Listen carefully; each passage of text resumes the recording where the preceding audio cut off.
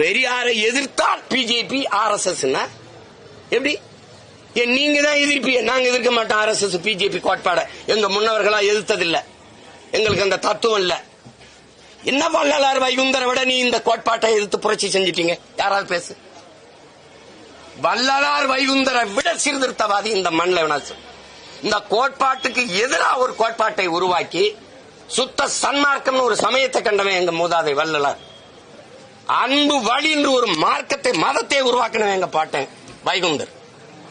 சாதிய இழிவை தொடர்த்தி அவன மாதிரி போராடினது உண்டா? வள்ளலார் மாதிரி போராடியது உண்டா? சொல்லுங்க நீங்க.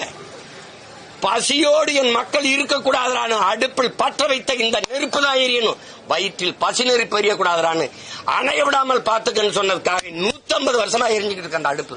அப்படி ஒரு வேலையை தந்தை பெரியார் அவர்கள் செஞ்சது உண்டா சொல்லுங்க. என்னுடைய பேர்ல இருக்கிற கல்லூரிகளில் கட்டணம் வாங்காத கல்வி கொடுக்கணும்னு அது ஒண்ணு இருக்கா? கேள்வி. கோயிலுக்குள்ள நுழைய விடல, இதெல்லாம் சானா பைய பார்த்தாலே தீட்டு உள்ள விடல. கோயில் நமக்கு தீட்டா, வெளியில வாடா. கடவுள் என்னடா கண்ணாடிக்கு முன்னாடா, நீதான்டா கடவுள். பட்டையை எப்படி போட்டா நாங்க சைவ மரபினர் இல்லடா, அவன் போட விட மாட்டான், நிமித்தி போடுறா. முட்டிக்கு கீழே வேட்டியை கட்டக்கூடாது, அந்த துணியை தூக்கி தரையில கட்டா.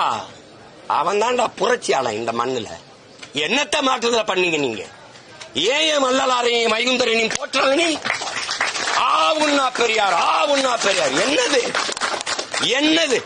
சரி, பெரியாரின் சமூக நீதி கிடைச்சிருச்சுல, எதுக்குடாங்க ஐயா இன்னும் இடஒதுக்கீடு போராடிட்டு இருக்காரு? எதுக்கு வன்னியரெல்லாம் சேர்ந்து மரத்தை வெட்டி போட்டு ரோட்டை மறைச்சு போராட வேண்டிய தேவையே வந்தது?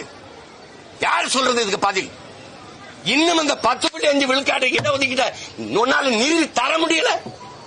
பெரியார் தான் சமூக நீதி நிலைநாட்டினார். எங்க நிலைநாட்டினார்? என்ன சமூக நீதி? எந்த சமூகத்துக்கு நீதி? எந்த சமூகத்துக்கு நீதி?